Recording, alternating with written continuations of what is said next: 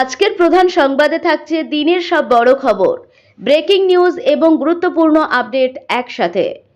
খবরের শুরুতেই শিরোনাম। ভয়মুক্ত ভোটের লক্ষ্যে দ্বিতীয় দফার দায়িত্বে উত্তরপ্রদেশের সিংঘম ভাঙড় ডায়মন্ড হাবড়ারে খেলা শুরু কমিশনের। লক্ষ্মীর ভান্ডারের দিন কি শেষ? ৩,০০০ টাকার অন্নপূর্ণা ভান্ডার নিয়ে বড় আপডেট। ফর্ম ফিল আপ শুরু হতেই তোলপাড়। শুভেন্দুর ভবিষ্যৎবাণীতে তোলপাড় বাংলা। মমতার অস্তিত্ব নিয়ে বড় প্রশ্ন তুলে দিলেন বিরোধী দলনেতা। মেগা লড়াইয়ের আগে সরগরম রাজ্য রাজনীতি।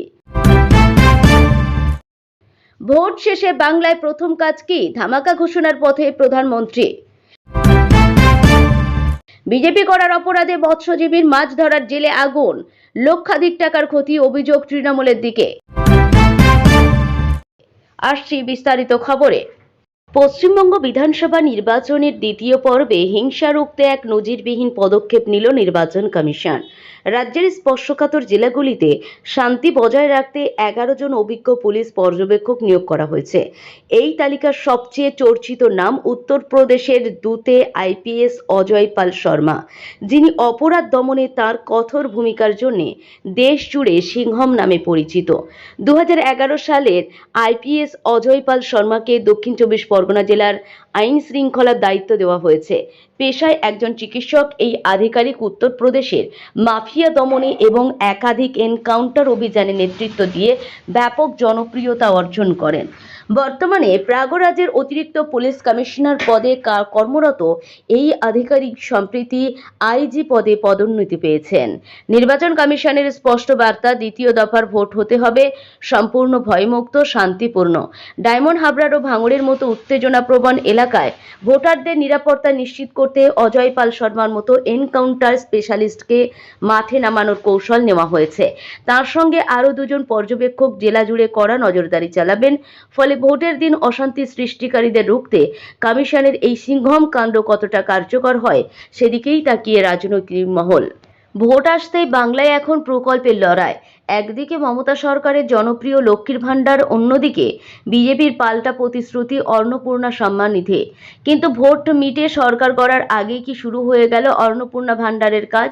দক্ষিণ দিনাজপুরের হরিরামপুর বিধানসভা এলাকায় ফর্ম ফিল আপের খবর সামনে আসতেই ছড়িয়েছে ব্যাপক চাঞ্চল্য। 3,000 টাকার টোপ, ঠিক কি ঘটেছে হরিরামপুরে? খবরে প্রকাশ, হরিরামপুরের ঘাসিপুরে মহিলাদের মধ্যে অন্নপূর্ণা সম্মান নিধি প্রকল্পের ফর্ম বিলি করা হচ্ছিল।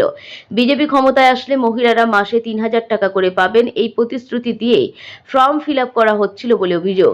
সেখানে মহিলাদের ব্যক্তিগত নথি ও ব্যাংক ডিটেলস নেওয়া হচ্ছিল। খবরটি জানাজানি হতেই রাজ্য রাজনীতিতে শুরু হয়েছে নতুন বিতর্ক।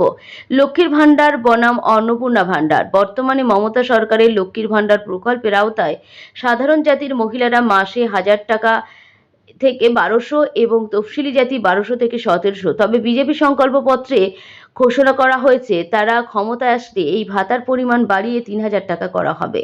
এখন সাধারণ মানুষের মনে প্রশ্ন, বিজেপি যদি 3,000 টাকার প্রতিশ্রুতি দেয় তবে কি মে মাসে শেষবারের মতো অ্যাকাউন্টে ঢুকবে লক্ষ্মীর ভান্ডারের টাকা, নাকি এই দড়ি টানাটানিতে আখেরে লাভ হবে সাধারণ মহিলাদেরই? প্রচারের অন্তিম লগ্নে বাংলার মাটি থেকে বড়সড় রাজনৈতিক চাল চাললেন প্রধানমন্ত্রী নরেন্দ্র মোদী। সচরাচর নির্বাচনের ফল ঘোষণার আগে রাজনৈতিক দলগুলি সতর্ক থাকলেও মোদী এদিন অভ্যন্তরীণ অভাবনীয় আত্মবিশ্বাস প্রকাশ করেছেন। তার দাবি, 4 মের পর বাংলায় তার প্রথম সফর আর ভোট চাওয়ার জন্য হবে না, বরং বিজেপি সরকারের নতুন যাত্রার সূচনা করতে তিনি ফের এই রাজ্যে পা রাখবেন। উত্তর থেকে দক্ষিণ তীব্র দাবদাহ উপেক্ষা করে দফায় দফায় প্রচার চালানোর পর প্রধানমন্ত্রী এই ঘোষণা রাজ্য রাজনীতিতে নতুন সমীকরণ তৈরি করেছে। প্রধানমন্ত্রী তার বক্তব্যে অত্যাধিকতার সঙ্গে রাজনীতির এক মেলবন্ধন ঘটিয়েছেন। তিনি স্পষ্ট করেছেন যে রামলালার প্রাণ প্রতিষ্ঠার আগে পালন করা কঠোর সংযমের শক্তি তিনি বাংলার প্রতি টান থেকে সঞ্চয় করেছিলেন। তার মতে বাংলার মানুষই তার কাছে ঈশ্বরের প্রতিচ্ছবি এবং এই রাজ্যই তার আধ্যাত্মিক চেতনার মূল কেন্দ্র। ব্যারাকপুরের ঐতিহাসিক গুরুত্ব টেনে তিনি দাবি করেন, 1857 সালের বিদ্রোহের মতো এবারও পরিবর্তনের ডাক এই মাটি থেকেই শুরু হয়েছে। রাজনৈতিক বিশ্লেষকদের মতে মোদির এই ধামাকা ঘোষণা মূলত ভোটারদের মনস্তাত্ত্বিক জয়ের একটি কৌশল। নিজেকে ক্লান্তিহীন দাবি করে তিনি একে রাজনৈতিক কর্মসূচির বদলে তীর্থযাত্রা হিসেবে অভিহিত করেছেন। প্রধানমন্ত্রীর এমন মন্তব্য তৃণমূল ও অন্যান্য বিরোধী শিবিরের উপর বাড়তি চাপ তৈরি করতে পারে। চৌঠামের পর বাংলায় তার পরিকল্পিত এই পদক্ষেপ সত্যিই কোনো বড় প্রশাসনিক রদবদল নাকি নিছকই রাজনৈতিক কৌশল, তা নিয়ে এখন সরগরম রাজ্য রাজনীতি। 2026-এর মহাযুদ্ধের দ্বিতীয় দফার ভোট গ্রহণ দোরগোড়ায় তার ঠিক আগের দিন রাজ্যের রাজনৈতিক অলিন্দে বোমা ফাটালেন বিরোধী দলনেতা শুভেন্দু অধিকারী। এদিন এক মেগা জনসভা থেকে তিনি যে ভাষায় তৃণমূল নেত্রীকে আক্রমণ করেছেন তাতে তোলপাড় শুরু হয়েছে রাজনৈতিক মহলে। শুভেন্দুর সাফ কথা, অঙ্ক কষার দরকার নেই, বিজেপির এমন ঝড় আসছে যে তৃণমূলকে বিধানসভায় খুঁজেই পাওয়া যাবে না। এমনকি মমতা বন্দ্যোপাধ্যায় বিরোধী দলনেত্রী হওয়ার মতো আসনও পাবেন না বলে দাবি করছেন তিনি। 2021-এ নন্দীগ্রামের সেই ঐতিহাসিক জয়ের পর থেকেই শুভেন্দু অধিকারী দাবি করে আসছেন যে তিনি মমতা বন্দ্যোপাধ্যায়ের রাজনৈতিক ইনিংসের অবসান ঘটাবেন। দ্বিতীয় দফার নির্বাচনে আগে তার এই নতুন আক্রমণ সেই সুরকেই কয়েক গুণ বাড়িয়ে দিল। শুভেন্দুর কথায়, তৃণমূলের সরকার যাওয়া এখন সময়ের অপেক্ষা। দিদিমণি মুখ্যমন্ত্রী হওয়া তো দূরের কথা, বিধানসভায় বিরোধী আসনে বসার জন্য যে কটা বিধায়ক লাগে সেই সংখ্যাটাও জোগাড় করতে পারবেন না। বিজেপির অন্তরে এই মেজাজকে আত্মবিশ্বাস হিসাবে দেখা হলেও রাজনৈতিক বিশ্লেষকদের মতে এটি আসলে ভোটারদের মনস্তাত্ত্বিকভাবে প্রভাবিত করার কৌশল। দ্বিতীয় দফায় রাজ্যের একগুচ্ছ হেভিওয়েট আসনে ভোট হতে চলেছে। নির্বাচন কমিশন এবং বিভিন্ন জনমত সমীক্ষার তথ্য অনুযায়ী পরিস্থিতি অত্যন্ত স্পর্শকাতর। শুভেন্দু দাবি করছেন বিজেপি এবার 170 থেকে 177টি আসন পেয়ে নিরঙ্কুশ সংখ্যাগরিষ্ঠতা পাবে। অন্যদিকে তৃণমূলের দাবি তারা 210-এর বেশি আসন ধরে রাখবে। সাম্প্রতিক বিভিন্ন সমীক্ষায় দেখা গেছে তৃণমূল ও বিজেপির মধ্যে ভোট শতাংশের ব্যবধান গত নির্বাচনের তুলনায় 3 থেকে 4% কমে গেছে। এই দফায় 142টি আসনে লড়াই হতে চলেছে, যা ম্যাজিক ফিগার ছোঁয়ার জন্য অত্যন্ত গুরুত্বপূর্ণ। প্রথম দফাতেই ভোট হয়ে গেছে নন্দীগ্রামে। মোটের উপর শান্তিপূর্ণভাবেই ভোট মিটেছে, তেমনি অশান্তির খবর প্রকাশ্যে আসেনি। তবে ভোট পরবর্তী সময়ে নন্দীগ্রামে প্রকাশ্যে চলে আসছে বিক্ষিপ্ত ভোট পরবর্তী হিংসার ছবিটি। নন্দীগ্রাম 2 নম্বর ব্লকের বয়াল 2 গ্রাম পঞ্চায়েতের গোপালচক বাণী বিতান বুথে এক জেলে পরিবারের উপর অত্যাচার অভিযোগ উঠল। বিজেপি করার অপরাধে পুড়িয়ে দেওয়া হলো জেলের মাছ ধরার জাল। অভিযোগের তীর তৃণমূল কংগ্রেস সমর্থকদের বিরুদ্ধে। ঠিক কি ঘটেছে জানা যাচ্ছে, গোপালচক বাণী বিতান বুথের মৎস্যজীবী শঙ্কর খালুয়া বিজেপি সমর্থক। পেশায় মৎস্যজীবী শঙ্কর বিজেপির সঙ্গে যুক্ত দীর্ঘদিন থেকে। ওই মৎস্যজীবী অভিযোগ করছেন তাদের শাসানো হয়েছিল যে নির্বাচনের পরে তাদের দেখে নেওয়া হবে, আর তারপরে শনিবার রাতে তাদের মাছ ধরার জালে আগুন লাগিয়ে দেওয়া হয়।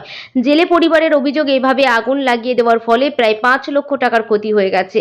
জেলে পরিবারের অভিযোগ, রাতের খাবার খেয়ে সবাই যে যার ঘরে শুয়ে পড়েছিল ওই পরিবারের। হঠাৎ প্রতিবেশীরা দেখতে পান দাউ দাউ করে আগুন জ্বলছে। চিৎকার চেঁচামেচিতে বাড়ির সবার ঘুম ভেঙে যায়। তারে ছুটে এসে দেখেন দাউ দাউ করে জ্বলছে তাদের মাছ ধরার সমস্ত জাল। শঙ্কর খালুয়ার পরিবারের তরফ থেকে অভিযোগ, সঙ্গে সঙ্গে পরিবারের সমর্থকেরা মিলে আগুন নেভানোর চেষ্টা করেন, তবে শেষ রক্ষে করা যায়নি। পুড়ে যায় সমস্ত জাল। তবে স্বস্তির খবর এটুকু যে বড় আর্থিক ক্ষতি হলেও ক্ষতি হয়নি কোনো মানুষের। আক্রান্ত পরিবারের সদস্য শঙ্কর খালুয়া অভিযোগ, তার ভাই সুদর্শন খালুয়া তৃণমূলের সমর্থক। তিনিই নাকি বিভিন্ন কারণে হুমকি দিলেন শঙ্করকে। এমনকি এর আগেও শঙ্করের ঘুরে ভাঙচুর চালানো থেকে শুরু করে পুকুরে বিষ মিশিয়ে দেওয়ার মতো ভয়ঙ্কর সব কাজ করেছেন শঙ্করের ভাই সুদর্শন। এবারে নির্বাচনের আগে সুদর্শন নাকি হামেশাই শঙ্করকে হুমকি দিতেন, নির্বাচনের পরে তাদেরকে দেখে নেওয়া হবে। আর নির্বাচন মিটতেই এমন একটা বড় ক্ষতি হয়ে গেল পরিবারের। তবে তার বিরুদ্ধে অভিযোগ, সেই সুদর্শন খালুয়ার বাড়ি এদিন তালাবন্ধ ছিল। রাজনৈতিক কারণে যে এই ঘটনা ঘটেছে সে কথা অস্বীকার করেছে স্থানীয় তৃণমূল নেতৃত্ব। পাল্টা সুর চড়িয়েছে বিজেপি।